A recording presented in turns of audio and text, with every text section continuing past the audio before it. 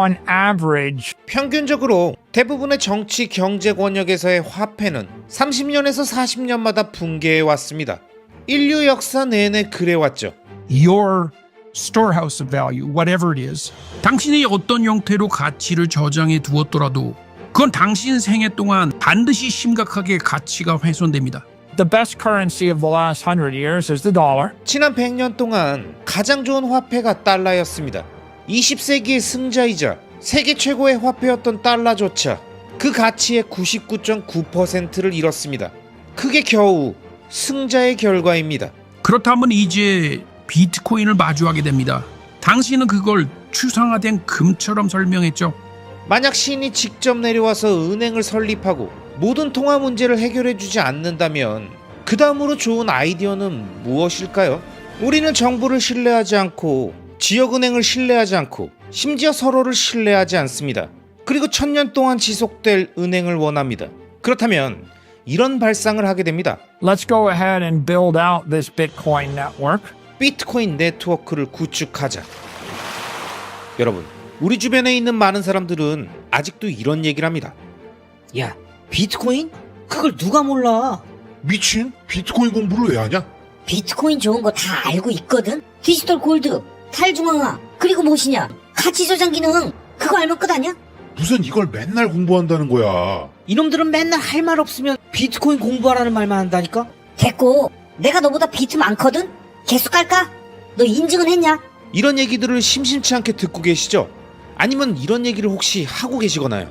그런데 여러분, 제가 저의 경험과 주변 지인들 그리고 온라인에서 알게 됐던 여러 사람들의 변천사들을 보면서 자신있게 말씀드릴 수 있는 건 비트코인을 어설프게 안 사람들은 믿음도 딱 그만큼만 있고 깊이도 딱 그만큼만 있어서 결국 딱 그만큼의 비트코인만 갖고 있고 자산도 어설프게 늘거나 고만고만하게 됩니다.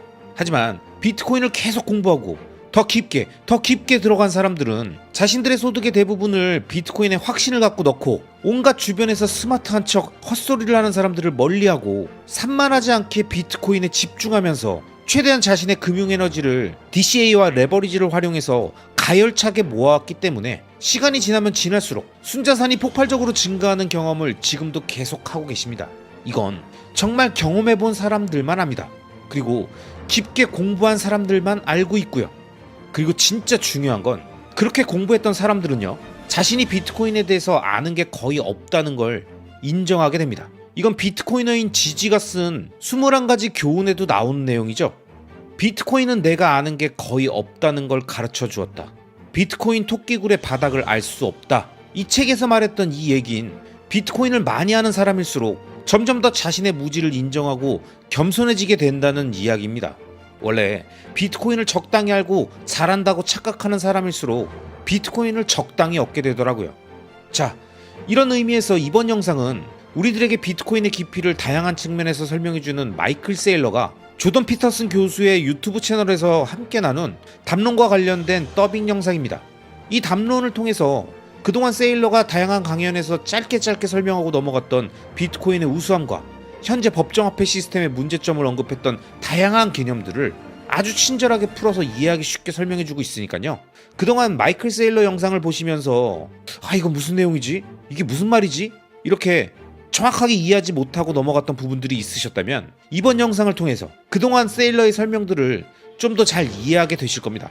자, 그럼 이제 마이클 세일러와 조던 피터슨 교수의 대담을 함께 보러 가시죠. 렛츠 고! When I first saw Bitcoin, it was 2013. 제가 비트코인을 처음 본 건 2013년이었습니다. 그때 저는 애플과 아마존에 매료되어 있었고 개인 투자로 큰 수익을 내고 있었죠. 그게 저의 테크 투자 성공 스토리였습니다. 그리고 회사 일에도 엄청 집중하고 있었고 회사를 고칠 20가지의 계획이 머릿속에 차 있었습니다. 그 당시 비트코인을 보고 이거 흥미로운데? 라고 생각했었죠. 일종의 탈중앙화된 통화 시스템이죠. 그런데 바로 그 무렵 정부가 트레이드 스포츠라는 온라인 배팅 사이트를 폐쇄했습니다. 거기서는 모든 결과에 배팅할 수 있었습니다. 선거 결과, 스포츠 경기, 심지어 비가 올지 안 올지에 대해서도요. 꽤 재미있는 아이디어였는데 정부가 문을 막아버린 거죠. 왜냐면 예전에 온라인 도박을 전면 금지했을 때처럼 이런 것들은 종종 규제 대상이 되었거든요. 2013년에 저는 이걸 지켜보고 있었습니다. 그리고 비트코인에 대해서 이렇게 생각했죠. You know, Bitcoin's interesting, but I think it's going to go the way of online gambling. 비트코인 흥미롭네. 하지만 결국 온라인 도박처럼 될 거야. 그러니까 정부가 없앨 거라고 보신 거군요. 네, 저는 그렇게 생각했습니다. 그게 가장 가능성 높은 시나리오였죠. 그리고 제 입장을 변호하자면 그럴 만한 꽤 설득력 있는 이유들이 있었습니다. 2014년에 IRS가 비트코인을 재산으로 분류하기 전까지 2013년에는 이게 법적으로 어떤 성격인지 불분명했으니까요. 아무튼 저는 그때 비트코인을 그냥 잊고 있었습니다. 그 다음부터 7년 동안 제 길을 갔죠. 그러다가 2020년 3월이 찾아왔습니다. 바로 그때가 코로나 사태가 본격적으로 터졌을 때죠. 그 당시 먼저 세상이 전부 멈춰섰습니다. 저는 그 상황이 마음에 들지 않았고 동의하지도 않았습니다. 암튼 그리고 두 번째로 우리 모두가 재택근무로 전환됐죠. 세 번째로는 아마존이나 마이크로소프트 같은 빅테크 기업들이 우리 직원들을 빼가는 데 갖고 있었던 유일한 약점이 사라졌다는 겁니다.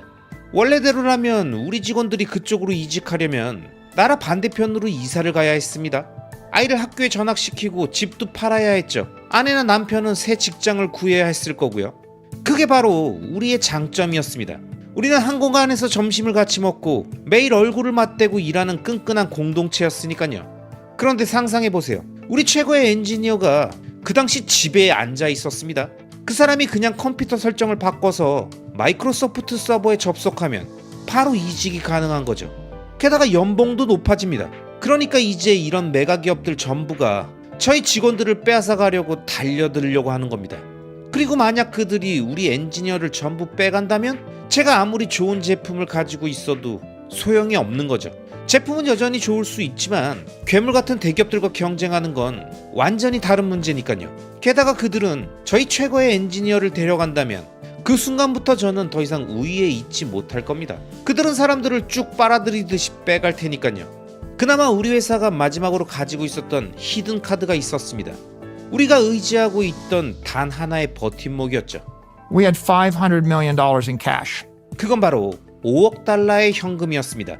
저에겐 2,000명의 열심히 일하는 직원들이 있었고 현금을 꾸준히 벌어들이는 운영사업도 있고 거기에 5억 달러의 현금이 있었습니다. 좋았던 시절, 그러니까 2010년경 또는 글로벌 금융위기 직전 그 무렵에는 금리가 5%, 5.5%까지 갔었습니다. 그땐 그 돈으로 1년에 2,500만 달러를 벌 수 있었죠. 그런데 그때부터 금리가 두들겨 맞기 시작했습니다. 중앙은행이 돈을 계속 찍어내면서 의도적으로 금리를 낮춰버렸던 거죠. 저는 그때까지 그게 조작이라는 걸 몰랐습니다. 그들은 지난 10년 동안 금리를 낮추려고 그렇게 움직이고 있었다는 걸 전혀 몰랐죠. 저는 그냥 철저한 기술쟁이였습니다. 사업을 운영하는 데는 뛰어났지만 돈과 은행 시스템에 대해서는 잘 몰랐던 거죠. 그리고 저는 제가 아무리 열심히 일해도 그들이 인플레이션이라는 뒷문을 통해서 제 재산을 빼가고 있다는 사실조차 몰랐습니다. 그때 금리는 2%에서 2.5% 수준이었죠. 그러다 코로나 봉쇄가 시작됐습니다. 엄청난 공포가 몰려왔고 모든 주식이 폭락했습니다. 전 세계가 앞으로 2년 동안 멈출 거였으니 주식은 당연히 폭락할 수밖에 없었죠. 그때 행정부가 상황을 보고 주류 언론, 기업 리더들, 정치인들까지 입을 모아서 외쳤습니다. 금리를 내려라. 그러자 제롬 파월이 금리를 내리기 시작했습니다. 그리고 계속 내렸죠. 결국 금리는 하루아침에 250bp, 즉 2.5%에서 제로로 떨어졌습니다. Well, what happens to the stock market? 그럼 주식시장은 어떻게 될까요? 상상할 수도 없는 가장 기괴한 일이 벌어집니다. 2020년 여름이 되자 모든 주식들이 다시 회복한 겁니다. 마치 위기가 있었지만 금리를 0%로 낮춰서 해결했어 라는 식이었죠. 우리는 돈을 찍어냈습니다. 그리고 주식은 회복했죠. 아마존이 회복했고 애플도 회복했습니다. 디즈니 주가는 오히려 더 올랐습니다. 사람들은 디즈니 주식을 2024년 스트리밍 영상 매출 예상치에 맞춰서 거의 2배까지 끌어올리고 있었죠. 그걸 보면서 저는 2020년에 벌어진 일을 메인스트리트와 월스트리트의 분리라고 표현합니다. 정책에 의해 메인스트리트는 완전히 파괴됐습니다. 문이 닫혔죠. 손으로 일하는 사람, 현장에서 일하는 사람, 소규모 사업가, 중견 사업가들, 즉 트럼프 지지층이라고 불리는 사람들이죠. 이 사람들은 다 무너졌습니다. 헬스장을 열면 불법, 일하러 나가면 감옥에 가는 상황이었으니까요. And then Wall Street was 반면 월스트리트 쪽은 어땠을까요? 뉴욕과 햄튼스에 살면서 50억 달러 규모의 주식 펀드를 굴리는 사람들이 인생 최고의 한 해를 보냈습니다. 조던, 2020년은 그 투자자들에게 지난 30년 중 최고의 한 해였을 겁니다. 그냥 주식을 들고 있었거나 시장에서 거래만 하고 있어도 돈을 벌었죠. 금리가 0이 되면 현금을 창출하는 기업의 PER은 2배, 3배가 됩니다. 부동산의 캡레이트도 2배가 됐습니다. 그래서 역설적인 상황이 벌어졌습니다. 빌딩을 가지고 있는데 다 공실이에요. 그런데도 불과 4주 만에 가격이 2배가 되는 겁니다. 회사를 가지고 있는데 고객들은 파산하고 있었습니다. 그런데도 그 회사의 가치는 2배가 된다니까요. 결국 무슨 일이 벌어졌느냐? 정부가 돈을 찍어낸 겁니다. 우리는 하이퍼 인플레이션을 겪었습니다. 하지만 소비재나 생산재에서가 아니었죠. 금융자산에서 하이퍼 인플레이션이 일어났습니다. 그 결과 주식시장은 폭등했고 부동산도 폭등했습니다. 부동산 포트폴리오나 주식 포트폴리오를 갖고 있던 사람들은 부자가 됐죠. 제가 떠올린 건 이거였습니다. 햄튼스의 자기 집 수영장에 떠있는 튜브 위에서 한 투자 매니저가 인생 최고의 한 해를 보내고 있었다는 겁니다. 그 사람은 전혀 일하지 않았습니다. 그냥 TV를 보면서 돈을 벌고 하이파이브를 나누고 있었겠죠.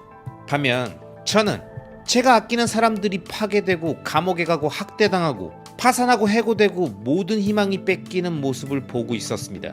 그 상황에서 제게는 5억 달러의 현금이 있었지만 금리가 0이 됐습니다. 그리고 제롬 파월이 TV에 나와서 이렇게 말했죠. 우리는 금리를 0으로 내렸습니다. 2024년까지 금리를 인상할 생각조차 없습니다. 제가 본 현실은 이렇습니다. 제 자산은 이제 수익을 내지 못하게 됐고 제 금융자산은 무의미해졌고 주식 가치는 제자리였습니다. 10년 동안 수백 가지를 시도했지만 이걸 반전시킬 가능성은 제로였습니다. 게다가 제 인적 자본들은 곧 빼앗길 상황이었죠. 그래서 저는 빠른 죽음과 느린 죽음 중에 결국 한쪽을 선택해야 되는 상황이 온 겁니다. 만약 제가 그때 그 돈을 주주들에게 돌려준다면 전통적인 관점에서는 그게 맞는 선택이었을 겁니다. 야, 이 바보야. 0% 이자를 받고 있느니 그냥 자본을 돌려줘. 우린 올해 S&P 500에서 25% 수익을 내고 있는데. 이런 얘기들이었죠. 하지만 저는 이렇게 생각했습니다. 이 돈을 모으는 데까지 30년이 걸렸는데 왜 내가 30년의 인생을 그냥 포기해야 하지? 2,000명의 직원이 수백만 번의 올바른 결정을 내려서 지금까지 이 자본이 만들어졌는데 그걸 그냥 내던지고 구멍 속으로 숨어서 역사 속으로 사라진다고? 그건 전혀 매력적인 선택이 아니었습니다.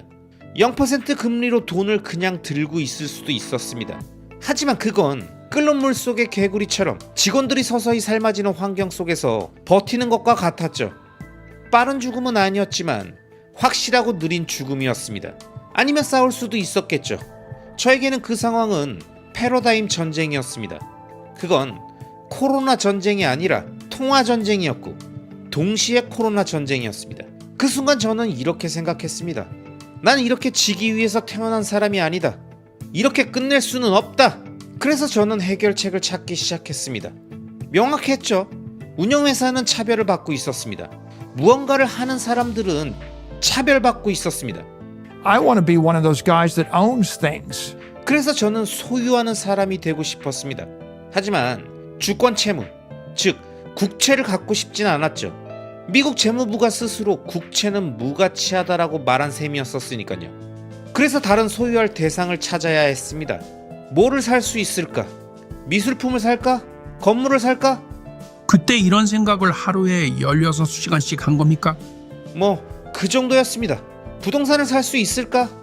하지만 금리를 0%로 만든 지 몇 주 만에 부동산 가격이 2배가 됐습니다. 그건 좋은 선택이 아니었죠.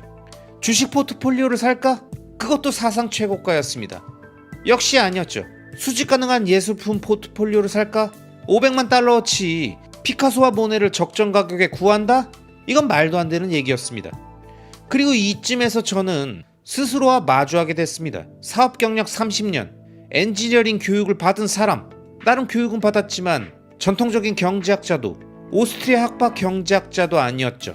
그런 제가 오래된 질문과 맞닥뜨렸습니다. I am struggling with the time-honored question, what is money? 돈이란 무엇인가?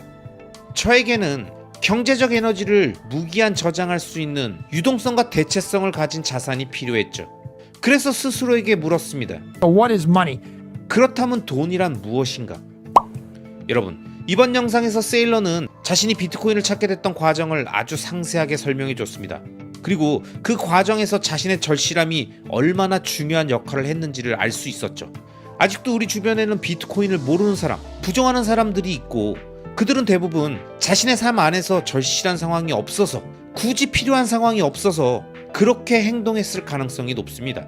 있어도 그만, 없어도 그만, 없어도 아쉬울 거 없고, 뿜어오지 않을 정도로만 갖고 있으면 되고, 딱 요 정도 마인드였겠죠. 그런데 여러분, 비트코인은 절실한 사람들에게 먼저 보이기 시작합니다. 자신의 가정을, 사업체를, 자신의 자산을 지키고 싶은 사람, 다양한 위협 속에서 살아남아야 했던 국가와 국민들, 이런 환경 속에 있었던 사람들이 먼저 비트코인을 알아보고 그 가치를 깨닫기 시작한다는 거죠. 왜냐? 그들에겐 비트코인이 단순한 수익률 좋은 투자 대상이 아니었으니까요. 그들에게 비트코인은 자신의 가족, 사업체, 자산을 지켜준 생명과도 같은, 빛과도 같은 존재였으니까요. 그리고 결국 이러한 상황들은 본인이 원하든 원하지 않든 우리가 살아가는 이 세상의 엔트로피가 증가하며 사회적 불안정성이 점점 증가할 수밖에 없는 앞으로의 상황 속에서 결국 전 세계 모두가 시간차를 두고 점점 절박해지며 비트코인을 찾게 될 테니까요. 그러니까 지금 빨리 깨닫고 최대한 이해를 높이고 계속 공부해 가는 것이 우리들의 미래의 시간을 아끼고 부를 늘리고 가족들과 함께하며 행복을 키우는 길이 될 겁니다. 100년 동안의 흐름을 살펴보니까 금은 매년 2%씩 인플레이션이 일어나고 있었습니다. 즉, 내가 가진 금의 가치는 36년마다 절반으로 줄어든다는 거죠. 저는 금 같은 무언가가 필요하다고 생각했죠. 하지만 문제는 금은 전통적인 자산이라는 점입니다. 19세기에는 최고의 아이디어였지만 20세기에는 완벽하게 작동하지 않았습니다. 그래서 이런 생각을 했습니다. 만약 누군가 디지털 금을 설계한다면 어떨까? 공학자의 관점으로 돌아가서 금을 어떻게 고쳐서 완벽하게 만들 수 있을까? 라는 질문을 던진 거죠. 그리고 답은 명확했습니다. You make it impossible to mine anymore. 더 이상 채굴할 수 없게 만든다. I'm looking for money. And eventually I get to gold. 저는 돈을 찾고 있었고 결국 금으로 생각이 이어졌습니다. 5억 달러어치 금을 사야 할까? 라는 고민이 들었죠. 그때 제 변호사가 저를 보면서 말했습니다. 마이크, 70년대나 80년대에 금이 온스당 800달러였다는 걸 기억하세요. 그리고 그 뒤로 20년 동안 아무 움직임이 없었죠. 조심하는 게 좋을 겁니다. 금은 아마도 죽은 돈일 수도 있어요. 저는 책상에 앉아 세상이 무너져가는 걸 보고 있었습니다. 월가 사람들은 부자가 되어가는데 CNBC의 패널들은 제 멘탈 긁는 소리들만 하고 있었죠. 마이애미 비치를 내다보니까 콜린스 애비뉴에는 차가 한 대도 없었습니다. 그걸 보니까 개짜증이 났습니다. 집 뒷마당에는 새가 82마리 있었는데 그들은 땅을 파며 벌레를 찾고 있었습니다. 마이애미 비치의 모든 식당이 문을 닫으니까 그 새들에게 먹이를 주던 사람들도 없어진 거죠. 저는 인류가 다시 석기 시대로 돌아가는 걸 보는 듯 했습니다. 말 그대로 퇴행이었죠. 그때 저는 수영장을 바라보다가 함께 있던 친구인 에릭을 향해서 이렇게 말했습니다. Tell me about that Bitcoin thing again. 에릭, 옛날에 말했던 비트코인 얘기 좀 다시 해줘봐. 에릭은 암호화폐 사업가였고 디지털 자산에 투자해온 사람이었습니다. 하지만 저는 2018년에 그를 무시했었죠. 그거 그냥 곧 무너질 사기 코인일 거야. 그땐 그렇게 생각했습니다. 그런데 누구나 위기를 맞으면 태도가 바뀝니다. 만약 제가 당신에게 앞으로 6개월밖에 못 삽니다 라고 말한다면 당신도 치료법을 찾아 나설 겁니다. 그쵸? 그리고 제가 이렇게 말한다고 생각해보세요. 앞으로 6개월 안에 당신이 살고 있는 캐나다에서 가지고 있는 모든 자산이 몰수될 겁니다. 진짜 그럴 가능성이 있다면 당신은 당연히 어떻게 돈을 캐나다 밖으로 빼낼까? 이걸 엄청나게 고민하게 되겠죠. 이미 그런 생각을 해본 적이 있습니다. 그런데 그건 지난 20년 동안은 전혀 우선순위가 아니었을 겁니다. 위기가 닥쳐야 비로소 생각하게 되니까요. 그래서 저는 다시 에릭에게 말했습니다. 그 비트코인 얘기 다시 해줘. 그가 설명을 시작했고 저는 이걸 더 알아보려면 어떻게 해야 할까? 라는 생각이 들었습니다. 에릭이 말했죠. 그럼 팟캐스트를 좀 찾아봐. 그리고 유튜브라면 배우고 싶은 건 뭐든 다 배울 수 있잖아. 물론 저도 이미 유튜브에서 많은 걸 배웠었습니다. 조던 당신에게서도 식단, 케토제닉 다이어트, 카니보어 다이어트, 그리고 음식 정치와 심리학에 대해서 많은 걸 배웠죠. 그래서 그때 저는 암호화폐를 본격적으로 공부하기 시작했습니다. 빠르게, 집중적으로 시청했고 안드레아스 안토노플로스의 강연을 많이 봤습니다. 초기 암호화폐 개발자들의 팟캐스트를 전부 찾아보고 관련 책을 찾기 시작했죠. 그리고 비트코인 스탠다드를 읽었습니다. 그렇게 저는 소위 토끼굴 속으로 끌려 들어갔습니다. 그리고 결론을 내렸죠. 해답은 비주권적 가치 저장 수단이며 그 중에서 역사적으로 금이 가장 뛰어난 형태였다는 겁니다.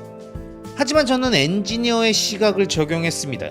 위대한 SF 소설 작가인 하인라인이라면 어떻게 생각했을까 하고 말이죠. 그리고 이렇게 스스로에게 질문했습니다. 충분히 긴 시간 축에서 금의 손실률은 어떻게 될까? 단기적으로 생각하는 사람들은 몇 주, 몇 달, 아니 몇 년을 기준으로 판단하겠죠. 그래서 저는 이렇게 생각했습니다. 그럼 100년 단위로 해보자. 그리고 100년 동안의 흐름을 살펴보니까 금은 매년 2%씩 인플레이션이 일어나고 있었습니다. 즉 매년 금이 채굴되면서 2%씩 공급이 늘어나고 있었던 거죠. 이 비율로 따지면 금의 가치가 반감되는 시기는 약 36년이었습니다. 즉 내가 가진 금의 가치는 36년마다 절반으로 줄어든다는 거죠. 그렇다면 100년 동안은 3번의 반감기가 일어나고 결국 시작할 때 100이었던 가치가 12.5로 줄어드는 겁니다. 잠깐만요. 그 부분을 조금 더 자세하게 설명해 주시겠습니까? 금에서 어떻게 그런 일이 발생하는 거죠? Say you owned 100% of the supply of gold. 예를 들어 설명해 보겠습니다. 올해 금의 전체 공급량을 제가 100% 다 가지고 있다고 가정해 보죠. 하지만 매년 금강에서 새로운 금이 나오면서 전체 공급이 2%씩 늘어나죠. 이게 복리로 작용하면서 36년이면 금의 공급이 2배가 됩니다. 그럼 제 몫은 100%에서 50%로 줄어들고 72년이 되면 다시 절반인 25%로 줄어드는 시기죠. 그러니까 100년이 지나면 제 몫은 12.5%밖에 남지 않습니다. 이해했습니다. 즉 금의 희소성이 유지되는 게 아니라 시간이 지날수록 자신의 지분이 줄어드는 거군요. 맞습니다. 금은 흔히 사운드머니라고 불리고 오스트리아 경제학파에서도 가장 우수한 화폐라고 평가받았지만 완벽한 화폐는 아닙니다. 역사적으로 근본이제 시대의 물가가 안정됐던 이유는 금이 매년 약 2%씩 늘어나고 경제 또한 연평균 2% 정도 성장했기 때문입니다. 즉 상품과 서비스의 생산량이 화폐 공급과 같은 속도로 늘어났기 때문에 물가는 일정하게 유지될 수 있었다는 거죠. 근데 만약 화폐 공급이 완전히 고정되어 있는데 경제가 2% 성장한다면 물가는 매년 2%씩 떨어지게 되겠죠. In technology, when you look at technical products where 그런데 만약 예를 들어 기술 분야에서 생산성이 매년 10%, 20%씩 빠르게 성장한다면 근본이제 세상에서는 가격이 엄청나게 빠르게 떨어졌을 겁니다. 결국 경제에서는 항상 생산성과 화폐 공급 사이에 일종의 경주가 벌어지고 있는 셈이죠. 예를 들어 어떤 제품의 가격을 매년 20%씩 낮출 수 있다면 화폐를 10%씩 늘려도 그 제품의 가격은 여전히 10%씩 하락할 겁니다. 그런데 만약 화폐 공급을 늘리지 않는다면, 즉 인플레이션을 만들지 않는다면 가격은 20%씩 계속 떨어지게 된다는 거죠. 그래서 금을 다시 살펴봤습니다. 저는 금 같은 무언가가 필요하다고 생각했죠. 하지만 문제는 금은 전통적인 자산이라는 점입니다. 19세기에는 최고의 아이디어였지만 20세기에는 완벽하게 작동하지 않았습니다. 그래서 이런 생각을 했습니다. 만약 누군가 디지털 금을 설계한다면 어떨까? 공학자의 관점으로 돌아가서 금을 어떻게 고쳐서 완벽하게 만들 수 있을까? 라는 질문을 던진 거죠. 그리고 답은 명확했습니다. you make it impossible to mine anymore. 더 이상 채굴할 수 없게 만든다. 여기서부터는 약간 신학적인 비유를 써보겠습니다. 만약 신이 내려와서 금을 고쳐준다면 어떻게 더 완벽하게 만들 수 있을까요? 첫째, 더 이상 새로운 금을 만들 수 없게 합니다. 둘째, 무게조차 없게 해서 들고 다니기 쉽게 하는 거죠. 셋째, 마법처럼 지구 어디든 순간이동이 가능하게 하는 겁니다. 그리고 신이 이렇게 말한다고 상상해보세요. 나는 2100만 개의 금화를 만들겠다. 그 이름은 갓코인이라고 하자. 나는 이 코인을 하늘에 있는 은행에 보관할 거고 너희는 그것을 1억분의 1로 나눌 수 있다. 그 단위를 사토시라고 부르자. 그리고 나는 너희가 언제든 누구에게든 빛의 속도로 즉시 전송할 수 있게 해주겠다. 나는 거래 장부를 항상 기록할 거고 결코 속이지 않을 것이며 이 시스템은 영원히 무료로 운영되리라. 만약 신이 이런 신성한 은행을 제공한다면, 특히 아르헨티나에 살고 있는 사람이라면 이걸 얼마나 절실하게 원할까요? 아르헨티나 페소는 지난 20년 동안 1달러 1000페소로 가치가 붕괴했습니다. 그리고 지난 한 세기 동안 이런 붕괴가 5번이나 반복됐습니다. 러시아도 마찬가지였습니다. 브라질도 마찬가지였고요.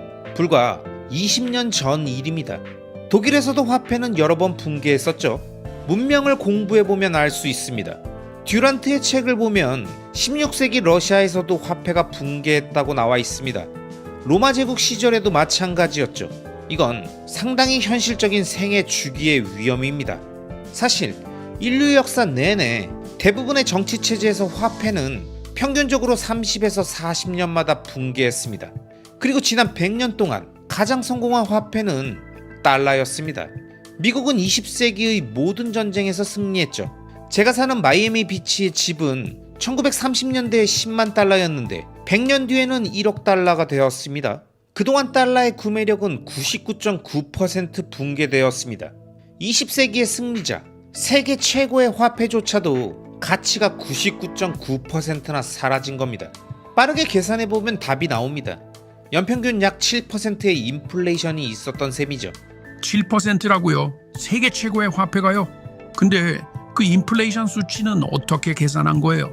인플레이션 수치 계산은 항상 계산 방식은 간단합니다. 72를 나누면 됩니다. 72를 7로 나누면 대략 10이 나오죠. 이 말은 10년마다 돈의 가치가 반으로 줄어들거나 가격이 2배가 된다는 뜻입니다. 결국 문제는 이 돈의 반감기를 무엇을 기준으로 보느냐는 겁니다. 어떤 물가 바스켓에 대입해서 계산하느냐가 핵심인 거죠. 맞습니다. 그리고 거기엔 속임수가 숨어 있죠. 그게 바로 핵심이죠. 왜냐면 늘 무엇을 기준으로 잡느냐가 문제거든요. 정부가 인플레이션을 계산할 때는 소비재를 모아서 시장 바스켓을 만듭니다. 그리고 그걸 기준으로 물가 상승률을 측정하죠. 근데 문제는 그 바스켓 안에 들어가는 품목들을 계속 바꾼다는 겁니다. 이걸 헤도닉 조정이라고 부릅니다. 예를 들어 제가 계속 돈을 찍어내면서 가격이 잘 안 오를 만한 물건들만 골라서 바스켓에 계속 넣는다고 생각해보세요. 그러면 겉으로는 물가가 별로 안 오른 것처럼 보이겠죠? 마치 이런 겁니다. 제가 유기농 목초 사육 소고기 같은 건 싹 빼버리고 대신 값이 잘 안 오르는 물건들만 바스켓 안에 넣어버린다는 거죠. 여러분, 이번 영상에서 마이클 세일러는 자신의 구매력을 잘 보존해줄 수 있는 우수한 가치저장 수단으로서 인류 역사 속에서 가장 많이 사용되어 왔던 금의 특성들을 언급하며 금을 더 좋은 돈, 더 좋은 가치저장 수단으로 만들려면 어떤 것들이 필요한지 설명하고 있죠. 그러면서 신이 이 세상에 내려와서 금을 더 완벽하게 고쳐준다면 더 이상 새로운 금을 추가로 만들 수 없게 총 공급량을 고정시켜주고 무게조차 없게 만들어주고 전세계 어디로든 순간이동이 가능하게 해서 극한의 휴대성과 가치이동이 가능하게 만들어주면 된다고 하는 거죠. 근데 이렇게 금을 고치면 이건 뭐가 되는 겁니까? 이게 바로 비트코인이잖아요. 그죠? 그렇기 때문에 비트코인이 진짜 돈, 완벽한 가치 저장 수단이자 미래의 화폐라고 말하는 겁니다.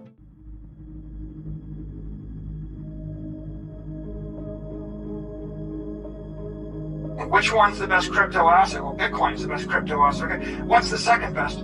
There's no second best. There's no second best crypto asset. There's a crypto asset. It's called Bitcoin, right? Right? There's no second best. Okay. It's not like Google and Facebook. It's not like Apple and Amazon. Yeah, we can debate Apple or Amazon. What's better? They both look like tech monopolies to me. They both look pretty good. On the other end, Bitcoin or no. Bitcoin. Bitcoin's a crypto asset. This entire idea of like 60% dominance is bullshit, ridiculous, stupid, right? Like, it's stupid. It's not 60% dominant. It's like 96% or 95% dominant, right? And if you compare it as a crypto asset to a like kind of proof of work crypto network, right? There's meant to be a store of value. You know, you're lucky if you find it. You can scrape together 5% of other stuff in the last bucket, so there is no